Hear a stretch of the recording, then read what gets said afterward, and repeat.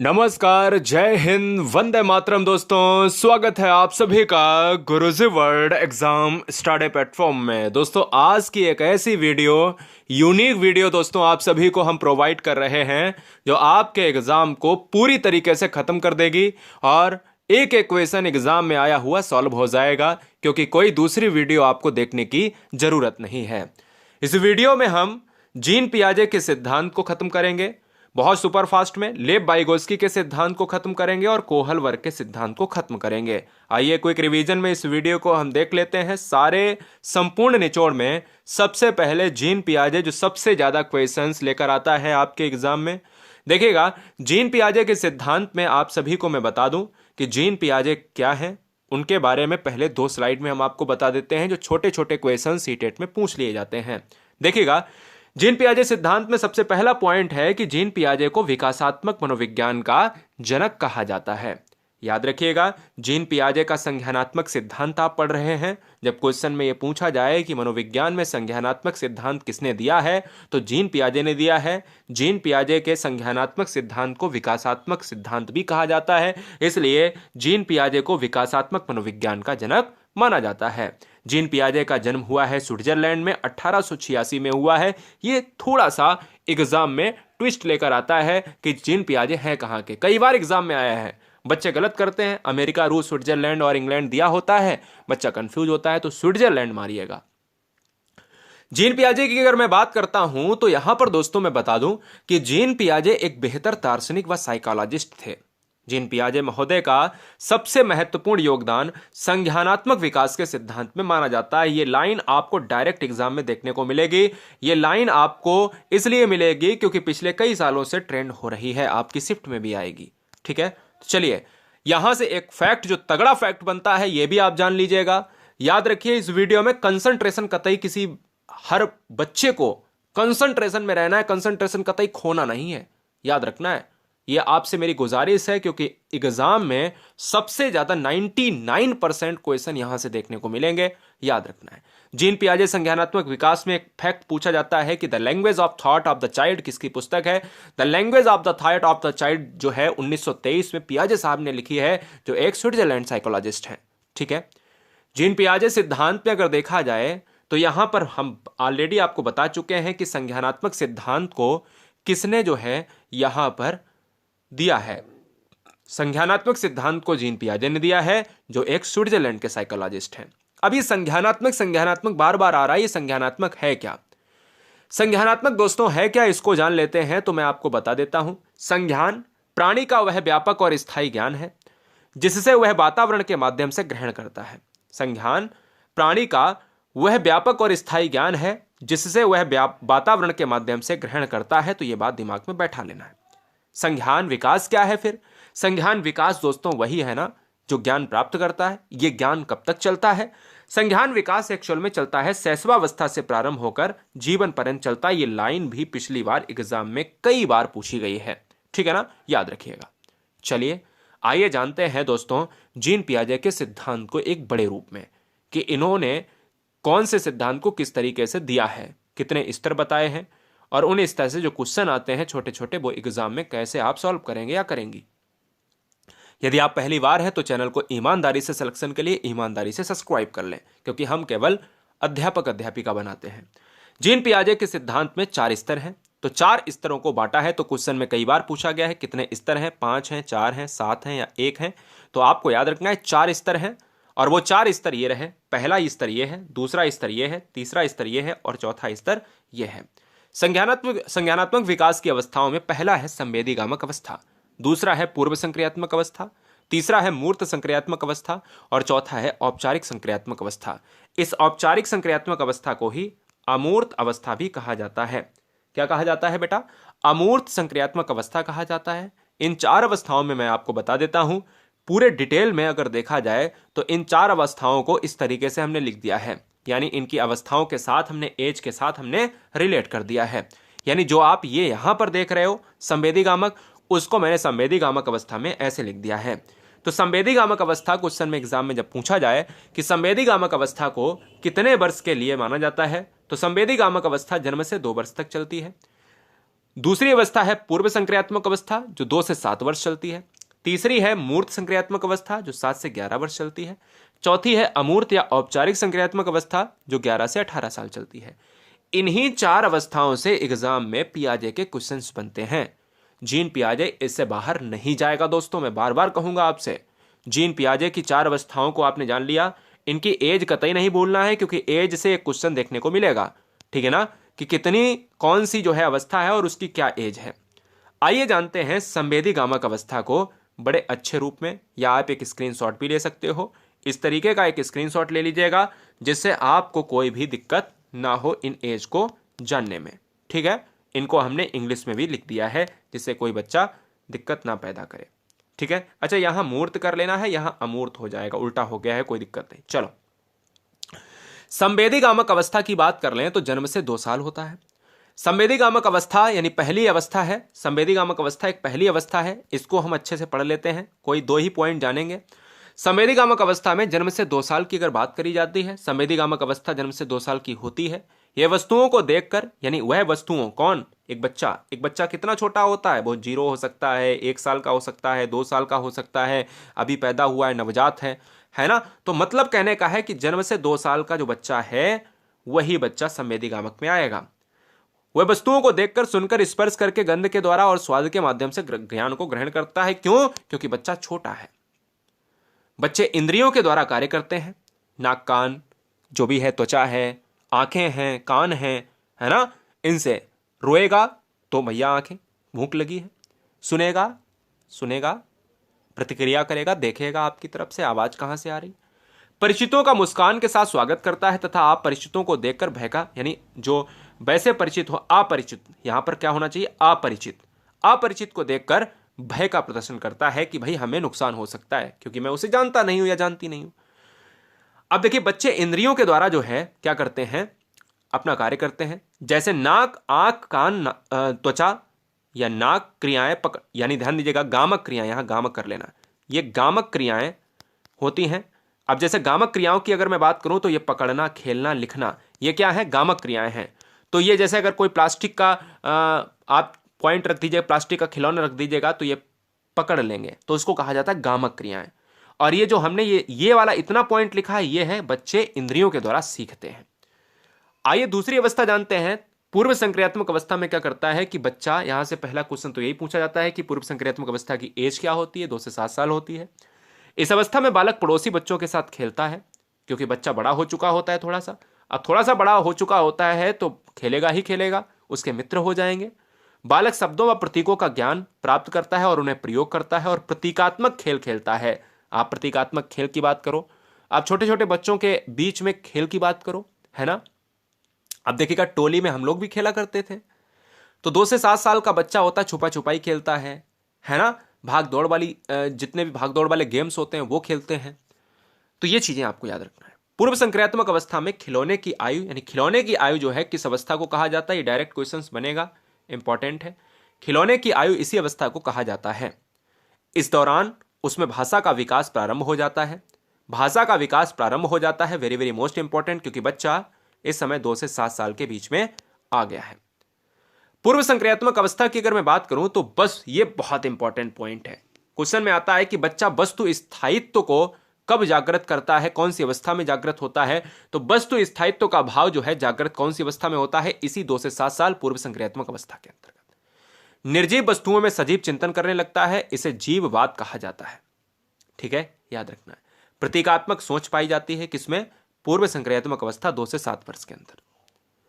पूर्व संक्रियात्मक अवस्था में अगर देखा जाए, अनुकरणशीलता पाई जाती है, बच्चा दूसरों को देखकर सीखता है। अनुकरण का मतलब होता है नकल करके सीखना, दूसरे जैसा करेंगे, जैसा माता करेगी वैसा करेंगे, जैसा पिता करेगा, पिता गाली देगा तो गाली सीखेगा, अच्छा काम करेगा तो अच्छा काम करेगा। शिशु अहमवादी होता है तथा दूसरों को कम महत्व देता है, यानी अहमवादी, मैं ही सर्वोपरि हूं, मैं ही सबसे बढ़िया हूं, मेरे अलावा कोई नहीं। 2 से 7 साल का बच्चा एक ऐसा बच्चा होता है, उसके अंदर अहम आ जाता है और वो दूसरों को कम महत्व देता है, दूसरे कुछ नहीं है, मैं ही सर्वे सर्वा हूं, मैं ही भगवान हूं, मैं ही ईश्वर हूं, मुझसे बड़ा कोई नहीं, मैं सबसे बलवान हूं या बलवती हूं, याद रखिएगा, है ना, बहुत बढ़िया। आइए तीसरी अवस्था जान लेते हैं, मूर्त संक्रियात्मक अवस्था। सुपर फास्ट क्विक रिवीजन में वीडियो अच्छी लग रही हो तो लाइक जरूर कर लेना, क्योंकि हम चाहते हैं कि बिल्कुल नो बकवास, ओनली टॉपिक की बात करी जाए। मूर्त संक्रियात्मक अवस्था 7 से 11 साल की होती है बेटा, और यह अवस्था 7 से 11 साल की अवस्था जो होती है, इस अवस्था में बालक का चिंतन और तर्क करना शुरू हो जाता है। यानी इस अवस्था में बालक चिंतन करता है, तर्क करता है। यह सब अवस्थाओं के अंतर्गत, मूर्त संक्रियात्मक अवस्थाओं के अंतर्गत आता है। बच्चा हर चीज को जानने लगता है। बच्चा अगर आप कोई चीज बता रहे हो तो उसके बारे में और डीप में जाएगा, कहेगा अरे ये पापा कैसे हुआ, ये मम्मी कैसे हुआ, अच्छा ऐसे हुआ तो ये कैसे, ये क्यों हुआ, अच्छा इस तरीके से हुआ, तो ये तर्क करता है। तर्क करने का मतलब होता है कि हर चीज के पहलू को जानना, है ना, जिससे क्या होती है, जिज्ञासा बढ़ती है, सक्रियता बढ़ती है, रचनात्मक चीजें उसके अंतर्गत आती हैं।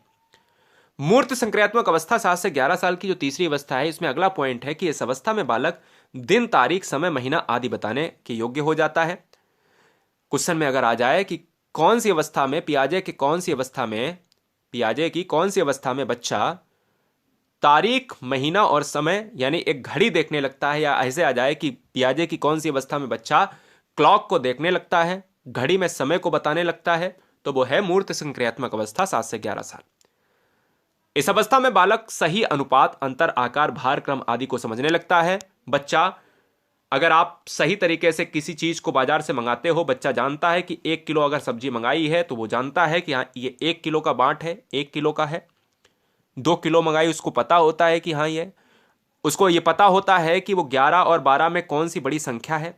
उसको ये पता होता है कि वो अंतर कर पाता है, वजन में अंतर कर पाता है, चीजों में अंतर कर पाता है, क्रम में अंतर कर पाता है। क्रम के बारे में जानता है कि भाई 12 बड़ा छोटा है और 15 बड़ा है ना। तो इस तरीके से वो गिनती, यानी कुल मिलाकर अगर कहा जाए गणितीय संक्रिया को बच्चा गणित के बारे में अच्छी समझ रखने लगता है, मूर्त चिंतन प्रारंभ कर देता है। ये क्वेश्चन इतना एग्जाम में पूछा गया है। क्वेश्चन में कहता है पियाजे की कौन सी अवस्था के अनुसार बच्चा मूर्त चिंतन करता है, तुरंत मूर्त देखो, मूर्त लगा दो। ठीक है, आइए हम अंतिम अवस्था, चौथी अवस्था पर आते हैं। औपचारिक संक्रियात्मक अवस्था को बच्चा अमूर्त संक्रियात्मक अवस्था भी कहता है। अब ध्यान दीजिएगा, औपचारिक संक्रियात्मक अवस्था 11 से 18 वर्ष चलती है। यह 11 से 14 वर्ष या 11 से 18 वर्ष, देखिए 11 से 14 वर्ष भी लिखा है मैंने, 11 से 18 वर्ष भी लिखा है, तो आपको घबराने की आवश्यकता नहीं है। 11 से 14 वर्ष या 11 से ऊपर आप कह सकते हो, इतनी ही आपको समझ रखनी है, ज्यादा परेशानी आपको नहीं रखनी है, आपको टेंशन नहीं लेना है। 11 से ऊपर रखनी है, 11 से 14 मिल जाए 11 से 14 ठोक दो, 11 से 18 मिल जाए 11 से 18 ठोक दो। वैसे आपको 11 से ऊपर याद रखना है, दोनों ऑप्शन नहीं मिलेंगे। इस अवस्था में किशोर मूर्त के साथ अमूर्त चिंतन। अब यहां औपचारिक को अमूर्त कहा जाता है, मैं आपको ऑलरेडी बता चुका हूं। औपचारिक को अमूर्त कहा जाता है तो क्योंकि बच्चा पहले मूर्त चिंतन करता था मूर्त संक्रियात्मक में, अब बच्चा क्या करता है, अब बच्चा मूर्त के अलावा अमूर्त चिंतन भी करेगा, क्योंकि बच्चा बड़ा हो चुका है, 11 के ऊपर पहुंच चुका है, यानी स्मरण मनन आदि करता है। अमूर्त का मतलब होता है जो चीजें दिखाई ना दें। अब मनन कर रहे हो, चिंतन कर रहे हो, सोच रहे हो, तो दिखाई थोड़ी ना दे रही चीज, तो जो चीज दिखाई ना दे दोस्तों, वही क्या है, स्मरण कर रहे हो, मनन कर रहे हो, चिंतन कर रहे हो, सोच रहे हो, कुछ क्रिएटिव कर रहे हो, तो ये क्या है, ये अमूर्त संक्रियात्मक के अंतर्गत आता है। अमूर्त संक्रियात्मक अवस्था जो 11 से 18 साल की है, कार्य को कारण समझता है, यानी कार्य में अंतर करना जानता है, यारे ये ऐसा है, समाज के नियमों को जानता है, इसलिए इसे तार्किक चिंतन की अवस्था कहा जाता है। तो क्वेश्चन में आ जाए कि तर्क करने वाली अवस्था कौन सी है, तो आपको औपचारिक संक्रियात्मक, यानी, और क्वेश्चन में आ जाए कि बच्चा तर्क कब शुरू करता है, तब आप मूर्त मारेंगे, तब आप क्या मारेंगे, मूर्त मारेंगे। शुरू करता है मूर्त मारेंगे, और जब करने लगता है तार्किक चिंतन तो अमूर्त मारेंगे। औपचारिक संक्रियात्मक अवस्था में, इस अवस्था में मानसिक योग्यताओं का पूर्ण विकास हो जाता है, 100% विकास हो जाता है, 100% विकास हो जाता है। और इस अवस्था में परिकल्पनात्मक चिंतन पाया जाता है, यानी बच्चा नदी के किनारे बैठकर अपनी कविताओं को लिख सकता है, बच्चा एक एकांत में अपनी चीजों को रचनात्मक तरीके से लिख सकता है, सोच सकता है। कवि क्या करता है, कविता लिखता है ना, कहानीकार लिखता है, तो उसमें क्या है, कल्पनात्मक चीजें हैं, रचनात्मक चीजें हैं। और ये काम कौन कर पाएगा, एक बड़ा व्यक्ति ही कर पाएगा, जिसका पूर्ण विकास हो चुका होगा मानसिक योग्यताओं का। आइए जानते हैं दोस्तों, इसमें कुछ वर्ड आते हैं पियाजे के सिद्धांत पे और हम दूसरे सिद्धांत पर चलेंगे तुरंत, वाइगोत्स्की के सिद्धांत पर। स्कीमा बहुत पूछा जाता है, तो स्कीमा क्या है? वातावरण द्वारा अर्जित संपूर्ण ज्ञान का संगठन ही स्कीमा है। क्या है? स्कीमा है। जीन पियाजे का शिक्षा में योगदान क्या है? जीन पियाजे का संज्ञानात्मक विकास सिद्धांत का प्रतिपादन, बाल केंद्रित शिक्षा पर बल देना। ठीक है ना? ये दोस्तों आपके क्या है? जीन पियाजे के अंतर्गत आते हैं। तो हमने इस वीडियो में जीन पियाजे का सिद्धांत पढ़ लिया है। ठीक है ना? ये आपको याद रखना है। चलो आते हैं लेव वाइगोत्स्की के सिद्धांत पर सुपरफास्ट क्विक रिवीजन, क्योंकि एग्जाम है सर पर। और बच्चे, आप सभी से मेरा एक निवेदन है, क्योंकि अगर हम आज फेफड़े फाड़ रहे हैं ना, तो हम कुछ करने के लिए फाड़ रहे हैं, आपको सेलेक्ट करवाने के लिए फाड़ रहे हैं। क्योंकि हम जिंदगी भर तो पढ़ा नहीं सकते और जीवन भर आप भी नहीं पढ़ सकते। बस एक काम जरूर करके जाना कि ये वीडियो अपने मित्रों में जरूर शेयर कर देना, या बस उनको इतना बता देना कि गुरुजी वर्ल्ड एग्जाम स्टडी एक चैनल है जो आपको अध्यापक अध्यापिका बनाने का काम करता है। केवल सब्सक्राइब कर लें। लेव वाइगोत्स्की का सिद्धांत मेरे लाल, मेरी हर बहन, मेरा हर भाई पढ़ ले तो हम कहते हैं कि उसका एग्जाम क्लियर हो जाएगा। क्योंकि लेव वाइगोत्स्की और पियाजे और कोहल वर्ग, ये तीन सिद्धांत इतना ज्यादा पूछे जाते हैं कि आपको बता नहीं सकते। वाइगोत्स्की का सामाजिक सांस्कृतिक सिद्धांत है। वाइगोत्स्की की अगर मैं बात करूं तो यहां पर दो फैक्ट आपको पहले जान लेने हैं कि लेव वाइगोत्स्की यानी थ्योरी ऑफ लेव वाइगोत्स्की, लेव वाइगोत्स्की एक रूसी मनोवैज्ञानिक थे। उन्होंने मनोविज्ञान के क्षेत्र में विकास मनोविज्ञान पर मुख्य कार्य किया। लेव वाइगोत्स्की एक साइकोलॉजिस्ट हैं, एक रशियन साइकोलॉजिस्ट हैं। उन्होंने मनोविज्ञान के क्षेत्र में विकास मनोविज्ञान पर मुख्य कार्य किया है। थ्योरी ऑफ लेव वाइगोत्स्की में आपको यह वाला फैक्ट आपको देखना है जो यहां पर लिखा है, इसको देखिएगा गौर से, तब तक हम बताते हैं। वाइगोत्स्की के दो स्टेटमेंट बहुत ज्यादा पॉपुलर हैं जो एग्जाम में ट्रेंड होते हैं। वाइगोत्स्की क्या कहते हैं? बच्चे के विकास में समाज और संस्कृति का महत्वपूर्ण योगदान होता है। बच्चे के विकास में समाज इंपॉर्टेंट है, संस्कृति इंपॉर्टेंट है। आपको पता है सामाजिक सांस्कृतिक का सिद्धांत किसने दिया है? वाइगोत्स्की ने दिया है। तो क्वेश्चन अगर आ जाए कि सामाजिक सांस्कृतिक का सिद्धांत किसने दिया है, तो भैया वाइगोत्स्की ने दिया है। इसीलिए कहा वाइगोत्स्की ने कि बच्चे के विकास में समाज और संस्कृति का महत्व तो बहुत ज्यादा है। यह आपको याद रखना है। लेव वाइगोत्स्की के सिद्धांत की अगर मैं बात करूं तो दोस्तों, वाइगोत्स्की कहते हैं कि हमारे स्वयं का विकास दूसरों के द्वारा होता है। यानी हमारे स्वयं का विकास हम खुद नहीं कर सकते, हमारे स्वयं। ये स्टेटमेंट आएगा एग्जाम में। जरूरी नहीं कि आपके फैक्ट में ये वाला आ जाए, जरूरी है ये वाला भी आ सकता है। ठीक है ना? जरूरी नहीं है ये वाला आ जाए तो जरूरी है ये वाला भी आ सकता है। तो आपको याद रखना है, कोई भी पहलू आपको मिस नहीं करना है।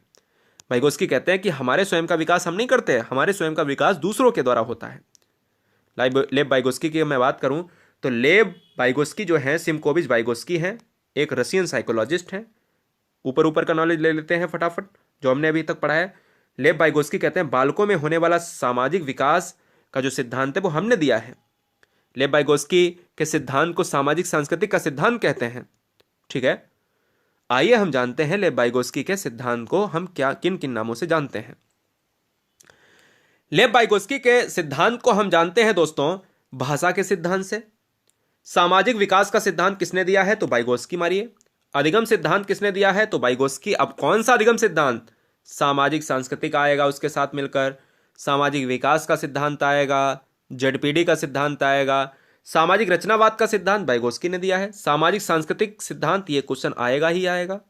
और जोन ऑफ प्रॉक्सिमल डेवलपमेंट, ये क्या है? ये किसने दिया है? वाइगोत्स्की ने दिया है। ये क्या है? इसको हम अभी आगे चर्चा करेंगे, बहुत अच्छे से करेंगे।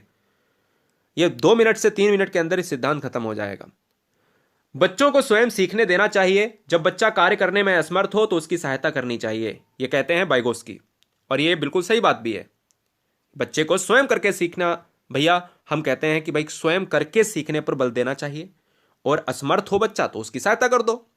जहां फंस रहा है, ऐसे तो टीचर करता है, बच्चा पहले कर रहा है, जहां भैया कोई दिक्कत हो तो पूछ लेना, ऐसे कहता है ना टीचर। बिल्कुल, सवाल फंस रहा है तो पूछ लेना। बिल्कुल। बच्चों की भाषा और विचार 2 वर्ष तक अलग अलग होती है। 2 वर्ष के बाद बच्चे की भाषा और विचार एक होने लगते हैं। ये इंपॉर्टेंट फैक्ट है, दोनों इंपॉर्टेंट हैं अकॉर्डिंग टू वाइगोत्स्की। ठीक है ना, याद रखिएगा। ये थ्योरी वाइगोत्स्की की पढ़ रहे हैं अपन। वाइगोत्स्की के बारे में अभी हमने स्टेटमेंट बताया था आपको कि वाइगोत्स्की कहते हैं हमारे स्वयं का विकास हमारे द्वारा नहीं होता है, दूसरों के द्वारा होता है। मैं फिर से कहता हूं, वाइगोत्स्की ये क्वेश्चन बहुत बार लेकर आते हैं, यानी एग्जाम में बहुत बार वाइगोत्स्की आते हैं। हमारे स्वयं का विकास दूसरों के द्वारा होता है, दूसरे का मतलब है कि परिवार, समाज, विद्यालय, मित्र, मंडली, परिवेश, सामाजिक कारक, यही दूसरे हैं। तो समाज के द्वारा होता है, परिवार के द्वारा होता है, मित्र मंडली है उसके द्वारा होता है। तो ये क्या है? ये दोस्तों हमारे विकास का कारण है, अकॉर्डिंग टू मिस्टर लेव वाइगोस्की। अब पियाजे क्या कहते हैं भैया? पियाजे और लेव वाइगोस्की में थोड़ा फर्क भी जान लीजिएगा। पियाजे कहते हैं कि बच्चे का विकास उसकी उम्र के अनुसार होता है। वाइगोस्की कहते हैं बच्चे का विकास समाज के द्वारा होता है। दोनों में फर्क मैंने आपको बता दिया यहां पर। अब कोई भी बच्चा ये नहीं कह सकता कि पियाजे कौन अलग, कैसे अलग हैं और वाइगोस्की पियाजे से कैसे अलग हैं। पियाजे कहते हैं कि बच्चे का विकास उसकी उम्र के अनुसार होता है और वाइगोस्की कहते हैं कि बच्चे का विकास समाज के द्वारा होता है। ये बात दिमाग में आपको बैठा लेनी है। क्लियर है? चलिए, सामाजिक सांस्कृतिक का सिद्धांत जो है, सोशल कल्चरल डेवलपमेंट का जो सिद्धांत है, उसके अंतर्गत क्या क्या आता है? एक आता है दोस्तों आत्मसात करना।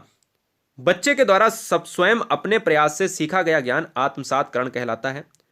तो ये क्वेश्चन आ सकता है कि वाइगोस्की के सिद्धांत में आत्मसात करने का अर्थ क्या है या आत्मसातकरण क्या कहलाता है? तो बच्चों के द्वारा स्वयं अपने प्रयास से सीखा गया ज्ञान आत्मसातकरण कहलाता है। ये पॉइंट एग्जाम में इतना ज्यादा आता है। स्कैफोल्डिंग को पाड़ भी कहा जाता है और स्कैफोल्डिंग को ढांचा भी कहा जाता है। बच्चा कंफ्यूज हो जाता है। इसको अगर नहीं समझा तो एग्जाम आपका बहुत दिक्कत हो जाएगी। 2 क्वेश्चन आपके मिस हो जाएंगे दोस्त। सहारा को कहा जाता है स्कैफोल्डिंग या पाड़ या ढांचा। ये क्या है? बच्चों के विकास में बड़ों के द्वारा दिया गया स्थायी या अस्थायी। तो याद रखना है, बच्चों के विकास में बड़ों के द्वारा दिया गया सहयोग अस्थायी सुधार कहलाता है। तो अस्थायी सहयोग जो दिया जाता है कि बच्चा जब फंस रहा है तो उसको सहयोग दे दो, बड़ों के द्वारा जो दिया गया सहयोग है वही सहारा, स्कैफोल्डिंग, पाड़, ढांचा कहलाता है दोस्तों, याद रखिएगा। अब ये समीपस्थ विकास का क्षेत्र क्या है? जेडपीडी। जो जेडपीडी ये नंबर है, कोई ये नहीं है कि तीसरा पॉइंट ही इन्होंने दिया, नंबर है। समीपस्थ विकास का क्षेत्र जो है ये किसने दिया है? तो क्वेश्चन अगर आ जाए ये जेडपीडी का सिद्धांत, या ऐसे ये लिखकर आएगा या ऐसे लिखकर आएगा, इंग्लिश में जेडपीडी भी लिखकर आ सकता है। जेडपीडी सिद्धांत किसने दिया है? तो ये दिया है वाइगोस्की ने दिया है, मार देना। बड़ों के सहयोग से विकसित होने वाला जेडपीडी यानी जो है, जो सिद्धांत है, जो सहयोग है, वो क्या है? विकसित होने वाला जेडपीडी कहलाता है, जोन ऑफ प्रॉक्सिमल डेवलपमेंट कहलाता है। जेडपीडी का फुल फॉर्म है जोन ऑफ प्रॉक्सिमल डेवलपमेंट। समीपस्थ विकास का क्षेत्र किसने दिया है?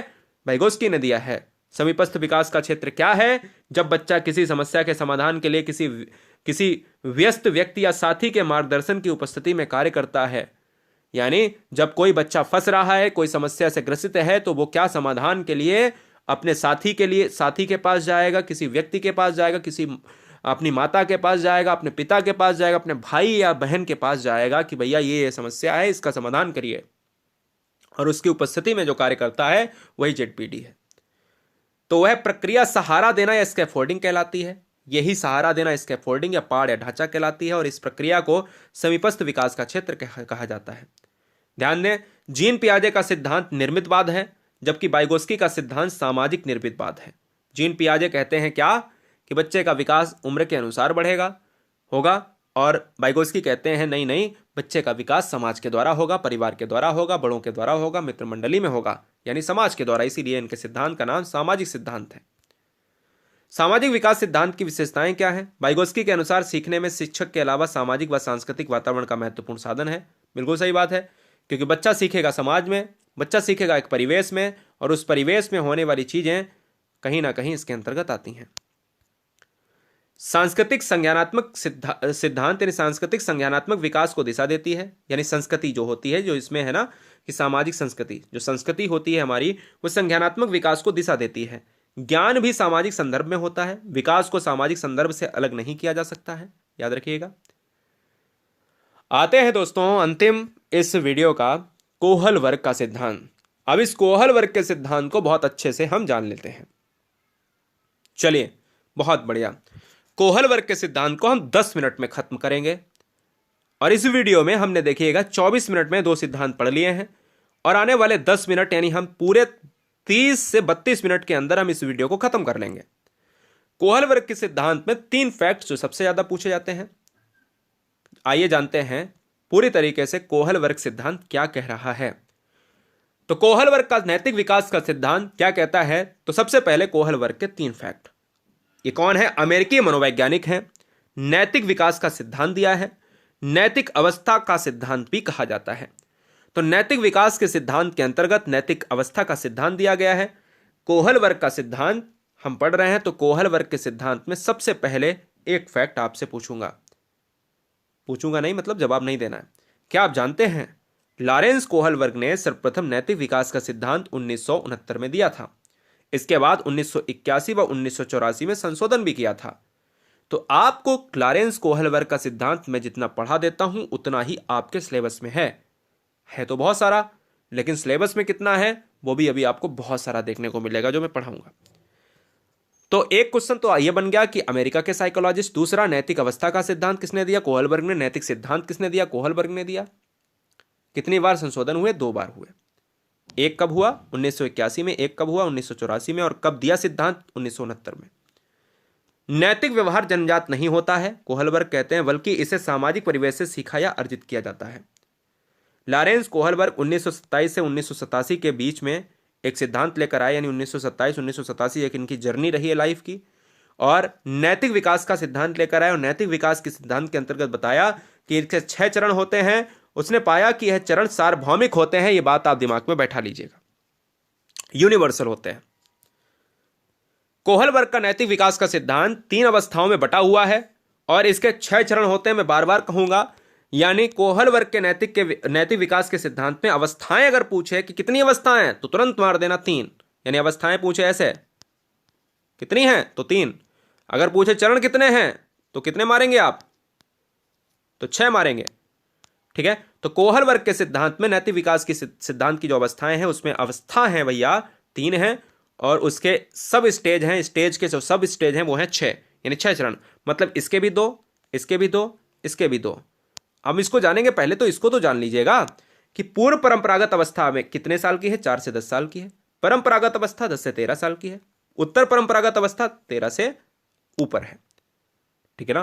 प्री कॉन्वेंशनल स्टेज जो है 4 से 10, कॉन्वेंशनल 13 से, पोस्ट कॉन्वेंशनल 13 वर्ष से अधिक।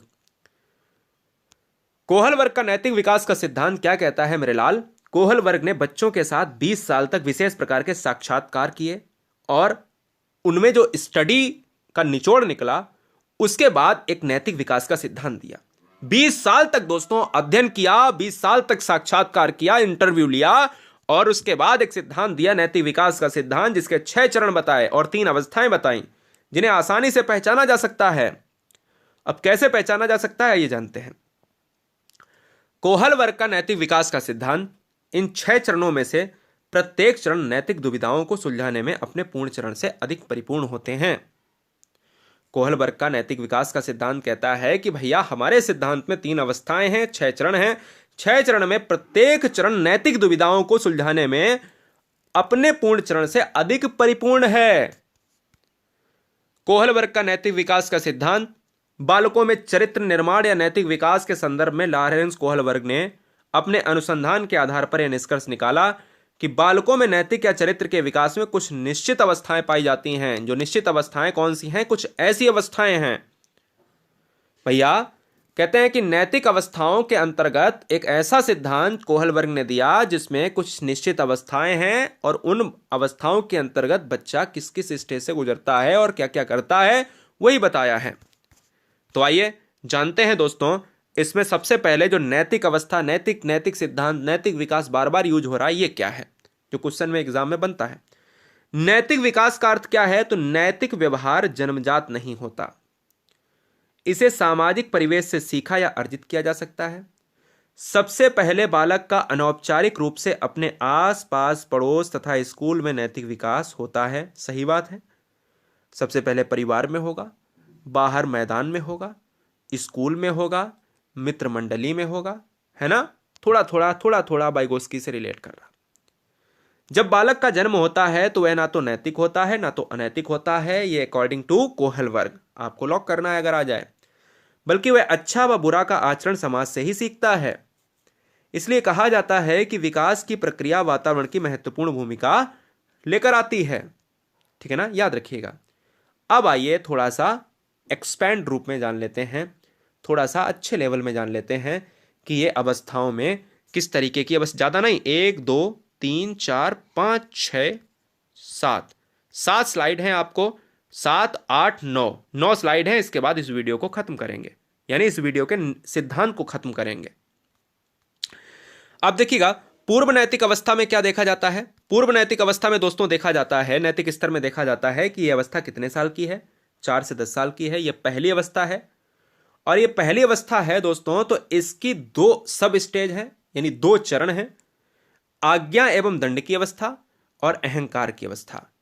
पूर्व नैतिक स्तर में जो 4 से 10 साल की अवस्था होती है, इसे बाल्यावस्था के रूप में भी जाना जाता है। तो इसके 2 चरण हैं, आज्ञा एवं दंड की अवस्था और अहंकार की अवस्था। तो आइए आज्ञा, दंड और अहंकार को समझ लेते हैं कि यह कोहल वर्ग ने लेकर क्या आए हैं। आज्ञा एवं दंड की अवस्था जो कहती है कि तक कम आयु व अपरिपक्व होने के कारण बच्चा डरता है कि काम किया जाए या ना किया जाए, दंड से बचने के लिए। यानी अगर वो करता है बुरा काम तो उसको पता है कि ये दंड मिलेगा, और अच्छा काम करेगा तो दंड नहीं मिलेगा।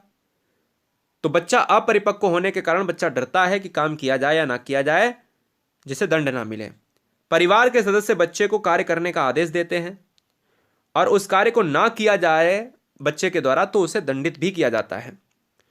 तो अगर क्वेश्चन में आ जाए कि भैया एक व्यक्ति एक बच्चे को कार्य देता है, ना करने पर बच्चा दंडित किया जाता है, तो बताइए वो कौन से कोहल वर्ग के सिद्धांत के अंतर्गत आएगा। तो वो आज्ञा एवं दंड की अवस्था के अंतर्गत आएगा, पूर्व नैतिक स्तर के पहले पॉइंट पे, पहले चरण में आएगा। दूसरे में है दोस्तों अहंकार की अवस्था, स्टेज ऑफ ईगो।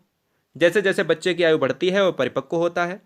यदि उसका उद्देश्य झूठ बोलने से पूरा होता है तो वह झूठ बोलेगा, भूख लगने पर चुरा कर खा लेगा और कहेगा कि मैंने नहीं खाया, मम्मी मैंने नहीं खाया, क्योंकि यह स्टेज ऑफ ईगो ये पहले अवस्था के दूसरे चरण में आती है। तो ये क्रियाएं अहंकार की अवस्था में आएंगी। तो अहंकार इस तरीके का है, भाई मैंने नहीं खाया, देखो जाके अपना। दूसरी अवस्था यह है, इसके भी 2 चरण हैं, इसके भी दोस्तों 2 चरण हैं। यह अवस्था 10 से 13 साल की है। इसे 2 उप स्तर में बांटा गया है। एक है प्रशंसा की अवस्था, स्टेज ऑफ एप्रिसिएशन। दूसरा है सामाजिक व्यवस्था के प्रति सम्मान की अवस्था, stage of respect for social system. प्रशंसा की अवस्था कब होगी और सामाजिक व्यवस्था के प्रति सम्मान की अवस्था कब होगी, आइए जानते हैं। प्रशंसा की अवस्था की बात करें तो इस अवस्था में बच्चा जो भी करता है वह दूसरे लोगों के द्वारा उसकी प्रशंसा करने के लिए करता है। बच्चा उस स्टेज में है कि बच्चा चाहता है कि हम कुछ ऐसा अच्छा करें जिससे हमारी प्रशंसा हो, हमारी बड़ाई हो। ठीक है, तो कुल मिलाकर अगर क्वेश्चन आ जाए कि अगर कोई बच्चा ऐसा कार्य करता है कि उसके द्वारा यानी लोगों के द्वारा उसकी प्रशंसा हो, तो वो कौन से स्टेज के अंतर्गत आता है कोहल वर्ग की, तो प्रशंसा की अवस्था के अंतर्गत आता है, परंपरागत नैतिक स्तर की अवस्था के अंतर्गत आता है। दूसरी ओर समाज के सदस्य बच्चे से विशेष अपेक्षाएं करने लगते हैं, तो समाज उन्हें स्वीकृत देता है कि भाई तुम अच्छे बच्चे बनो, अच्छा काम करो, जिससे तुम्हारी प्रशंसा हो। ठीक है, याद रखिएगा। दूसरा है सामाजिक व्यवस्था के प्रति सम्मान की अवस्था। यह दूसरी स्टेज है और दूसरी स्टेज का दूसरा चरण है। नैतिक विकास की उप अवस्था अत्यंत महत्वपूर्ण मानी जाती है। कोहल वर्ग के अनुसार समाज के ज्यादातर सदस्य नैतिक विकास की इस अवस्था तक पहुंच जाते हैं। इस अवस्था में प्रवेश करने से पहले बालक समाज को केवल इसलिए महत्वपूर्ण मानता है कि उसकी प्रशंसा करता है। वह समाज को स्वयं एक लक्ष्य मानने लगता है। समझ में आया, याद रखिएगा। और तीसरी और अंतिम अवस्था है उत्तर परंपरागत अवस्था। कोहल वर्ग की तीसरी और अंतिम अवस्था है उत्तर परंपरागत अवस्था, जो मैं आपको दिखा रहा हूं यहां पर। उत्तर परंपरागत अवस्था 13 वर्ष से अधिक वाले बच्चों के लिए है। 13 वर्ष के ऊपर जो बच्चा होता है वो उत्तर परंपरागत अवस्था के अंतर्गत जाता है। इसमें पहली सब स्टेज आती है समाज के साथ संबंध। कोई भी बालक इस अवस्था में समाज के प्रति अच्छा कार्य करता है। वह नहीं चाहता कि समाज के साथ उसका समझौता टूटे, क्योंकि बच्चा बड़ा हो चुका है, 13 वर्ष से ऊपर हो चुका है। कोई ऐसा समाज के विरोध में कार्य नहीं करेगा जिससे उसका समाज के साथ समझौता टूटे। समाज के बनाए हुए नियम पर चलता है, सही नियम पर चलता है। दूसरी इसकी सब स्टेज है सार्वभौमिक संबंध। इस अवस्था में बालक विवेक का प्रयोग करता है और कुछ नियम अपने आप से बनाता है। वह सोचता है कि समाज में क्या अच्छा है क्या खराब है। इस अवस्था में बालक अपने मन से कार्य करता है कि समाज में अगर कोई खराब नियम है तो उसको बदला भी जाएगा, खराब नियम पर हम नहीं चलेंगे, खराब नियम पर हम नहीं कतई कदम रखेंगे। ठीक है, तो ये वीडियो दोस्तों कैसी लगी आपको? मैंने आपसे वादे के मुताबिक कहा था कि मैं इस वीडियो को इतने इतने समय में ख़त्म कर दूंगा। हमने इस वीडियो को बहुत कम समय में ख़त्म किया है। अगर आपने गुरुजी वर्ड एग्जाम स्टडी का टेलीग्राम नहीं ज्वाइन किया है तो आप ज्वाइन कर लीजिएगा। 3 सिद्धांत एक साथ पढ़ाना बहुत छोटी चीज़ नहीं है दोस्त। मैं कहता हूँ ना, हर बच्चे के लिए एक सिलेक्शन इंपॉर्टेंट है, उसके घर में एक सरकारी नौकरी में लाऊंगा। जय हिंद, वंदे मातरम, इंकलाब जिंदाबाद।